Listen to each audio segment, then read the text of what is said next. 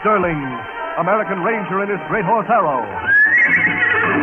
In The Headless Horseman.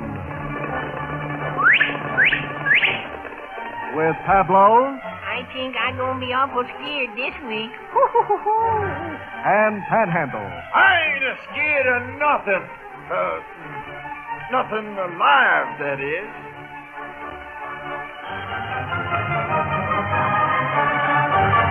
The early West of 1850 was a fabulous country where gold could be had for the taking and men could become millionaires overnight. But it was also a lawless country where men lived by the rule of the gun. Against the forces of evil attracted by the easy wealth to be had, the defenders of law and order were almost helpless. The one bulwark standing between the early settlers and the criminal element was a body of men who had dedicated their lives to the war against crime. These courageous men, who daily rode hand in hand with death, were the American Rangers.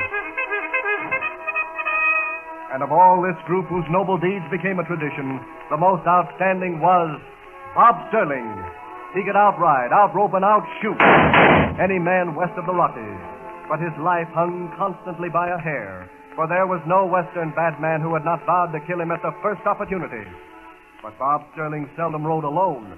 His constant companions were fat little Mexican Pablo, as deadly with a knife as most men were with a gun. And weather-beaten old Panhandle, who knew every trick of the gunfighter, including how to beat him to the draw by shooting through his holster. We open our story at Ranger Headquarters. An emergency having arisen, a courier has just brought Bob Sterling in from many miles away. As Bob comes striding in, he finds the Ranger captain with a frightened-looking little man wearing a sheriff's badge. Welcome to headquarters, Sterling, Panhandle, and Pablo. Sorry to give you such a rough trip, but we're up against one of those cases I feel only you can handle. Well, what's it all about, Captain Harding? This is Sheriff Jenkins of Laramie County. He'd better tell you himself. The little man with the law badge nervously blinks at Bob through pale blue eyes and then launches into one of the strangest tales to ever come out of the West. What I'm going to tell you will be hard for you men to believe. Well, I'm going to believe it. I believe everything, except what Panhandle tell about his grandpappy. The sheriff mops at his forehead with a bandana handkerchief. Well, sir, until 6 months ago, there wasn't a more law-abiding spot in the West than Laramie County, with its gold mines and cattle ranches. It used to be all gold mining until the gold run out in spots, leaving ghost towns. I've seen some of those ghost towns. I no believe in ghosts, I think. The little sheriff shudders. Oh, I didn't either until 6 months ago. And then things began to happen. What kind of things? Awful, horrible things, like you only see in nightmares. He shudders again as though with a chill. Well, perhaps if you could be a little more definite. Well, first of all, folks started disappearing. Well-known folks, big ranchers and mine owners. They'd be gone for a day or two, maybe a week. Then suddenly they'd be back again, looking pale and scared. And they wouldn't talk, and neither would their families.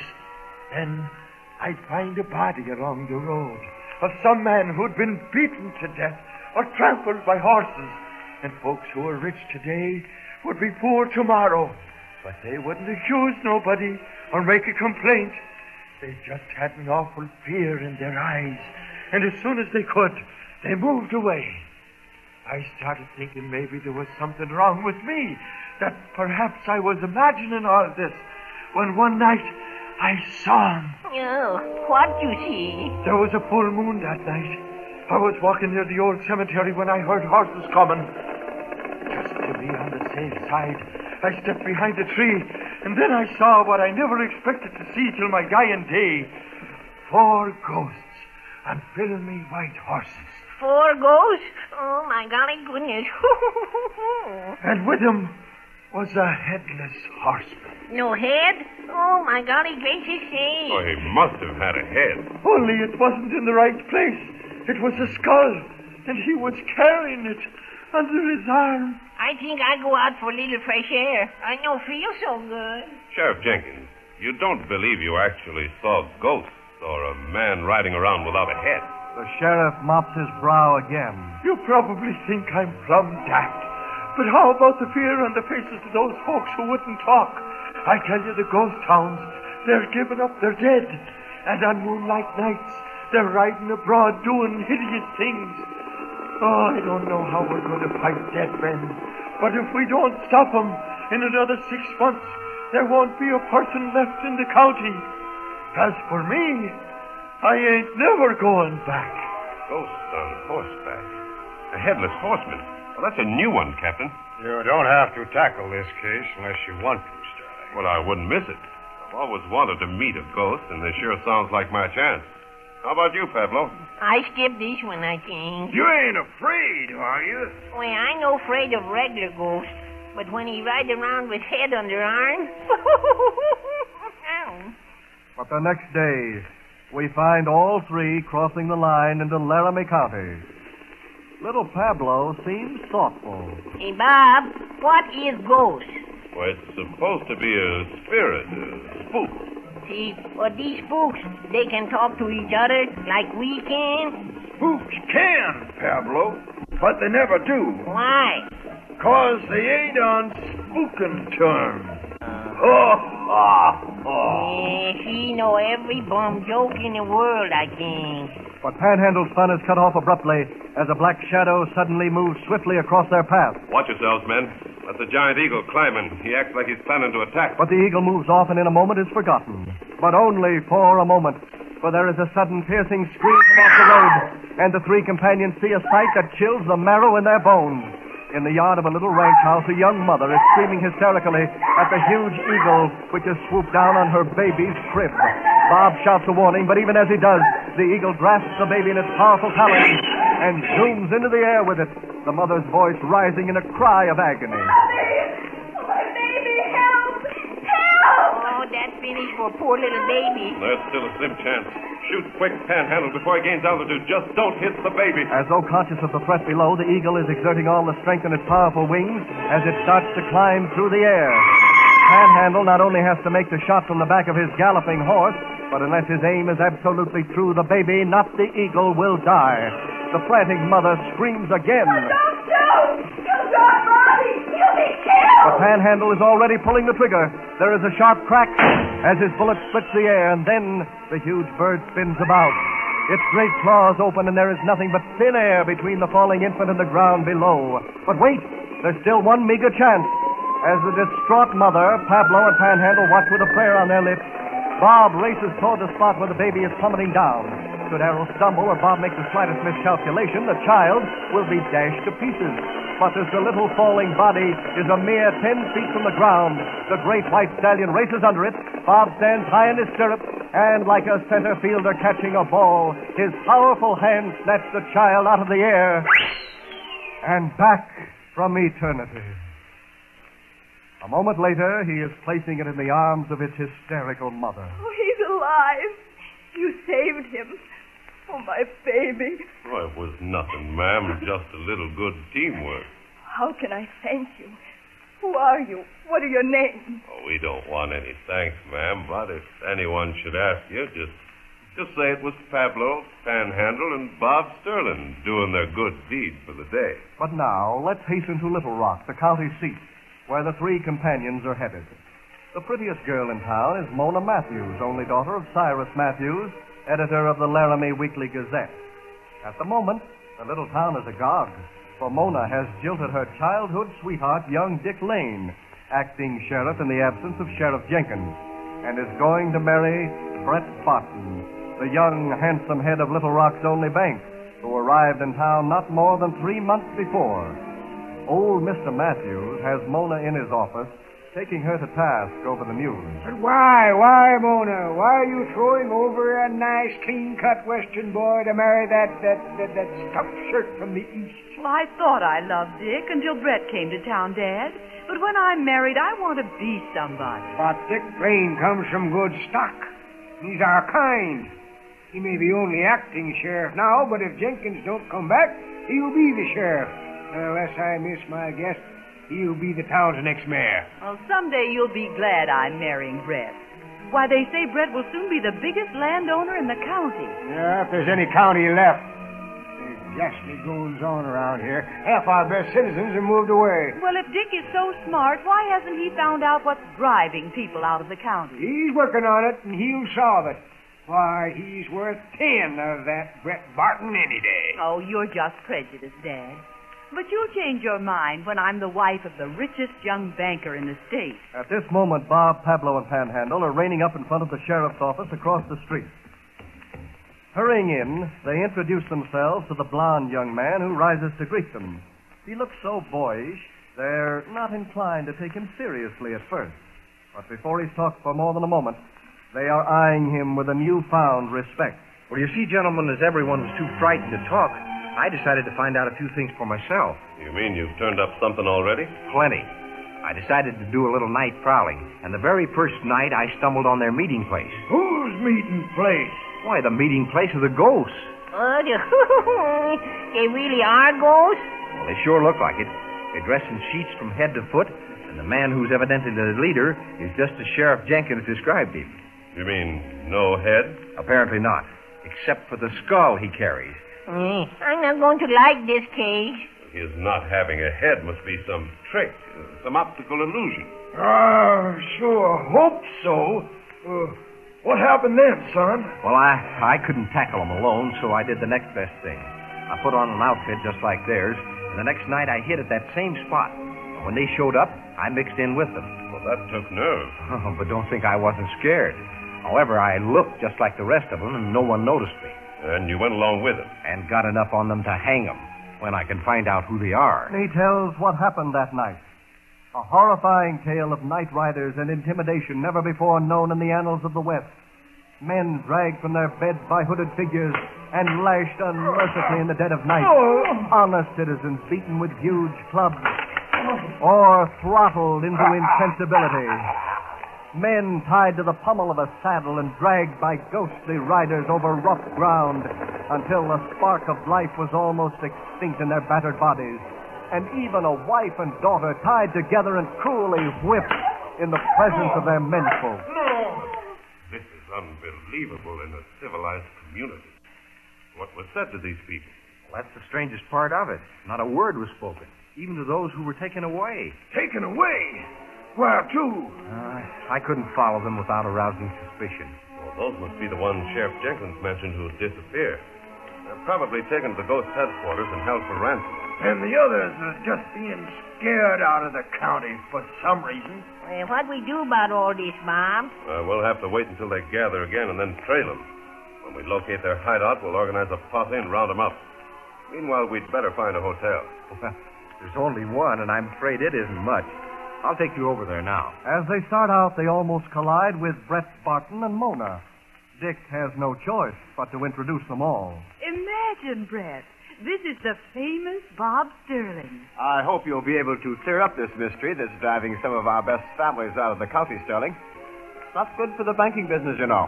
Well, we'll sure help the young sheriff here all we can. Good. And if there's any way that I can help, don't hesitate to call on me. Mona sees the unhappiness written on Dick's face, and for a moment there is a little catch in her throat.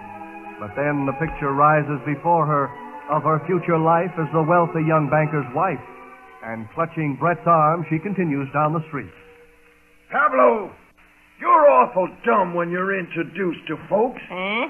Why didn't you say something when Dick introduced you to that pretty gal? Well, I don't want her to think I'm loco. What do you mean? Oh, come on. She's so pretty. All I be able to say is, woo-hoo-hoo-hoo. Dick leaves them at the hotel, promising to pick them up at midnight and show them the meeting place of the ghosts. But Bob's presence in town has apparently not been unobserved, for as the three are sitting in their rooms that evening, Panhandle sees a white-hooded head with two staring eyes disappearing beneath the windowsill. Bob, one of them ghost critters is peeking through the window. Oh, you're imagining things, Panhandle. They don't even know we're in town yet. Pablo, sitting by the other window, starts to grin. Brave old Panhandle getting scared, I think. But Pablo's grin fades and his hair goes straight up, for just outside his window another voice says,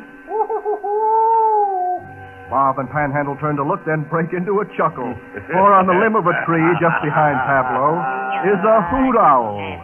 As their attention is thus diverted for a moment, a ghostly figure rises outside the other window and hurls a wicked-looking knife that only misses Bob's throat by a hair. Bob jumps up and fires through the window, but the ghost is gone. Dick picks them up, and they watch until almost morning, but no ghosts appear. And the same thing happens the next night and the night after. They've evidently decided to lay low until we give up and leave town. Dick's face falls. If I could have rounded them up and been the county hero for it, Mona might have changed her mind about marrying Brett tomorrow. She won't now. I guess I've lost her for good. Well, maybe not, son. I've been doing a little detective work, and I might still be able to help you before it's too late. But it looks as though Bob is just trying to cheer the unhappy boy a little. For high noon of the following day finds Brett and Mona standing before a clergyman in Little Rock's swankiest church, with the marriage ceremony well on the way. If anyone knows of any reason why this couple should not be joined in the holy bonds of matrimony, let them speak now or forever hold their peace. There is a moment of hushed silence. Then Bob Sterling suddenly stands, his voice booming through the church. I know a mighty good reason, Parson. That man is a criminal and a murderer, a member of the ghost gang. For a second, no one moves. And then bedlam breaks loose. A strong hand sees Bob and drag him to the floor. Brett, say it isn't true. It can't be. But instead of answering, Brett throws the frightened girl over his shoulder and dashes out the rear door with her, followed by the man who attacked Bob, who sees Cyrus Matthews and the minister and drag them along, shooting as they go. By the time Bob can struggle to his feet, the galloping hoofs of their horses have faded into the distance. And although the frantic Dick organizes a posse who comb the countryside, they can find no trace. By midnight, Bob, Pablo, and Panhandle, their horses completely spent, give up the search and ride dejectedly back into town. If I had taken you men to the church with me, this never would have happened.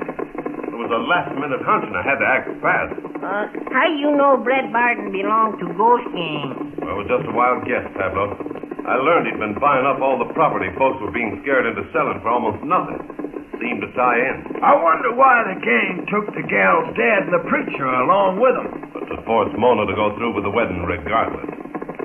Well, all we can do now is to get some sleep. We can't do any more tonight. But if Bob was through for the night, the ghost men weren't. At that moment, one raises up from behind a rock and lets go with a rifle, which luckily only takes Bob's hat from his head. By the time they can reach the rock, he has slithered away into the darkness. And an hour later, as Bob is just dropping off to sleep, there is a stealthy knock on his door. A moment later, a very frightened man is sitting by his bedside. This will probably cost me my life, Sterling, but I had to warn you. The ghosts are planning to raid the town tomorrow and kill you and everybody who gets in their way. How do you know this? Well, I'm a member of the ghost gang myself. Your only chance is to get your posse together again tonight and raid ghost headquarters before morning.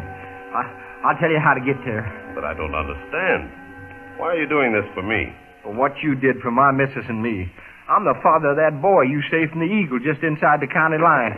I couldn't let you get killed after that. An hour later, the posse is galloping toward a forgotten ghost town hidden away in the hills. Inside its reconstructed jail, tragedy is afoot. At dawn, Brett Barton is coming for his answer from Mona. Unless she marries him then, her father will meet death before her eyes. Mona has sworn defiance, but she knows she will yield to save her father's life. As she sits in her cell, her one thought is of Dick Lane, whom her heart now tells her is the man she really loves. As dawn approaches, she slips to her knees in silent prayer, little realizing that at that very moment 4 pair of eyes are peering down from a rocky ledge looking at the ghost town below. If we attack in force, they'll either kill Mona and her father or spirit them away again through some underground passage. Our only chance is to sneak in singly and take them by surprise. Suddenly a bonfire flares, and in the light they see the Headless Horseman apparently give orders to a group of hooded figures who fade quickly back into the night. A hooded figure gallops up, the Headless figure points, and the figure gallops away again. Those hooded figures are going into the old city hall building where the jail is. You and your men surround it while Panhandle, Pablo, and I scout around a bit and see if they've laid any ambush. They may have gotten word somewhere of our coming. As Dick scurries off to give the orders to the waiting posse, the other 3 separate and creep stealthily down to the level below. As little Pablo steps out from behind a tree, he comes face to face with the headless figure itself. Excuse, please. I got previous appointment, I think. And before the figure can reach for him, he's running as no little fat man ever ran before. Meanwhile, Panhandle has slipped into the first building he came to. He is proceeding cautiously past some old velvet drapes when 3 ghostly hands reach out and grab him. With a wild yell, he's out of the building, for brave as he is, fighting spooks isn't in his category. Meanwhile, ghost men have appeared in the windows of the old city hall, and seeing the posse creep up, have opened fire. But Dick leads his men into a sudden surprise assault. They crash through the front door, and in a moment are engaged in a fierce hand-to-hand battle with the ghost-like figures who, for a moment, seem to be getting the better of them. Then Bob, Pablo, and Panhandle come tearing in, and the tide of the battle turns. The white-sheeted figures that are now strewn about the floor, turning and fleeing for their lives, only to be captured by the reserve posse, which Dick had left stationed outside for that very purpose. Panhandle, you and Pablo helped Dick break into the jail through the rear. I'm sure you'll find Mona, Mr. Matthews, and the parson there. Aren't you coming with us, Bob? Well, my job isn't finished yet. I'm still missing the man I came after, that Headless Horseman. I'm not going back without him. I'm starting with the cellar. That's where rats can usually be found. And even as he speaks, the weird figure he is seeking is creeping cautiously across the cellar below, headed for the rear door and escape. He's almost reached it when the door opens and Bob steps in, gun in hand. Firing a quick shot at him, the headless figure turns and dashes up the stairs with Bob in close pursuit. As he reaches the first floor, the ghostly figure is just reaching the second landing. As he turns, Bob fires, and the figure dashes up another flight of stairs, Bob still after him. As the headless one reaches the top, he turns, aims his gun directly at Bob's heart, and pulls the trigger. But there's only a click. His ammunition is exhausted. Bob bounds up the steps and has him cornered in the attic, just under the railed-in cupola. Now that your gun is empty, I won't be needing mine. I like to wreck rattlesnakes with my bare fist. As Bob tosses his gun to the floor, the hooded figure scrambles up the ladder to the railed-in cupola, but Bob is right after him. Now, you sidewinder, I'm going to see the murderous face you've been hiding under that sheet. But as Bob reaches for him with his powerful arms, the headless figure lunges with his now empty pistol. His unexpected rush forces Bob's body against the ancient cupola railing. There is a cracking and splitting of wood, and the railing gives away. But just as it does, Bob turns with a cat-like spring and delivers a crushing right. There is a gasp, a terrified cry. The white-sheeted body crashes through the broken railing and goes hurtling to the ground. 5 minutes later, a little group is gathered around the white-robed figure lying below. As Bob pulls down the false shoulders and neck that gave the impression of the head being missing, Mona emits a shocked scream. For the face that is revealed is the face of Brett Barton.